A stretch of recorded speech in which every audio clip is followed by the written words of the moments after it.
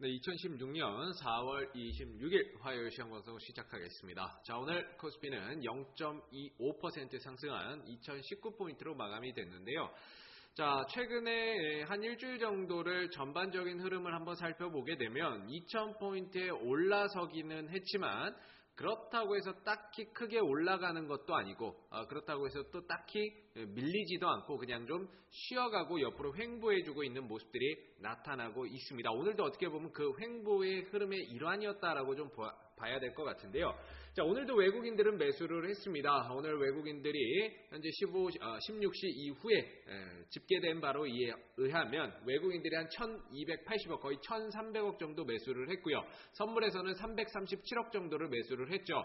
자, 겉으로 보게 되면은 최근 외국인들이 꾸준히 매수를 하고 있습니다. 보시다시피 외국인들이 적어도 적게는 뭐 한 몇백억에서 많게는 몇천억 원까지 꾸준히 매수를 하고 있음에도 불구하고 시장은 대체적으로 정체되어 있는 모습들이 좀 나와주고 있는데, 이거는 어떻게 보면은 외국인들이 매수는 하고 있지만 이 매수의 흐름들, 이 내용을 좀 살펴보게 되면 다 여기로 들어와요. 비차익을 통해서 오늘 이 1700억 정도 비차익을 통해서 외국인들이 매수가 들어왔습니다.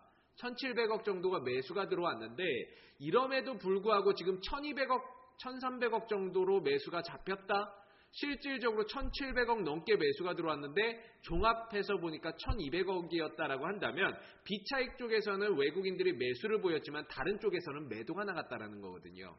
다른 쪽에서는 오히려 한 500억 정도 매도를 하고 빠져나갔다라고 봐야 될 겁니다. 그렇기 때문에 지금은 외국인들이 겉으로 보기에는 굉장히 매수를 강하게 해주고 꾸준히 사주는 것 같지만 실상 딱 보게 되면 비차익이라고 하는 게 어떻게 보면 기계적인 매수거든요.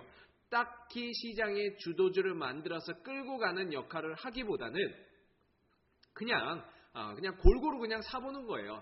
골고루 좀 사보고 하다 보니까 시장의 주도주라고 할 만한 게 없습니다. 시장을 끌고 가고 그거에 의해서 시장이 좀 더 강하게 흘러갈 수 있는 그런 주도주가 지금 부재가 되어 있는 상태죠. 없는 상태고, 최근에 보시면은 뭐 전기전자가 하루 급등 나오고 하루는 또 조정 나오고, 화학도 마찬가지로 하루는 급등 나오고 하루는 조정 나오고, 철강도 마찬가지로 하루 급등 나오고 하루 조정 나올 정도로 지금 시장을 끌고 갈 만한 주도주의 역할을 할 업종이 없다라는 게 어떻게 보면 좀 문제가 될 거고요. 오늘 보시면은 전기전자 쪽, 특히나 SK 하이닉스나 현대차, 기아차, 그리고 한국전력 이런 종목들이 강세를 보인 반면에 그동안에 좀 잘 갔던 철강주들은 오히려 좀 조정이 나왔고, 특히나 화학주들도 최근에 좀 조정이 나왔습니다. 은행, 금융, 증권 이런 것들도 대체적으로 오늘 좀 쉬어갔기 때문에 딱히 시장의 주도주라고 할 만한 게 없어요. 그래서 시장이 올라가더라도 조금 올라가고 말고, 딱히 시장이 좋은 것 같아도 막상 들어가 보면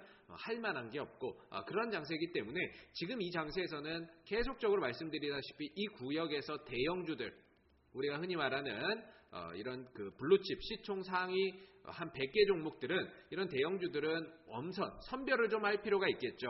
선별을 해서 오히려 좀 많이 올라오고 기대감만으로 올라온 종목들은 차익 실현이라든지 매도의 관점으로 대응을 좀 해보셔야 되고요. 지금은 대형주보다는 중소형주, 코스피 내에서도 중소형 종목들 위주로 많이 좀 떨어진 것들에 대한 관심을 가져볼 필요가 있습니다. 많이 좀 떨어진 것들에 대한 관심을 가져볼 필요가 있을 것 같고요. 시장은 전체적으로 2000에서 2050포인트, 조금 더 가면 2050포인트까지도 가능하겠습니다만은 전체적으로 여기서 욕심낼 만한 그런 구간은 아니다라고 보여지고요. 매매를 하더라도 대형주보다는 중소형주 위주로, 또는 좀 안정적인 종목들 가운데서도 많이 떨어진 종목들 위주로 저점 매수의 기회로 좀 저점 매수, 좀 많이 떨어진 것들 위주로 좀 살펴보시는 게 맞지 않을까 싶습니다. 그래서 오늘 코스피도 올라가기는 했지만 실상 내용을 들여다보면 그닥 그렇게 좋지는 않았다. 이렇게 좀 보시면 될 것 같고요. 코스닥도 마찬가지입니다. 코스닥도 700은 넘어서기는 넘어섰는데 주도주가 없어요. 주도주라고 하는 거는 결국에는 시장을 좀 끌고 갈 수 있을 만한 역할을 할 수 있는 제약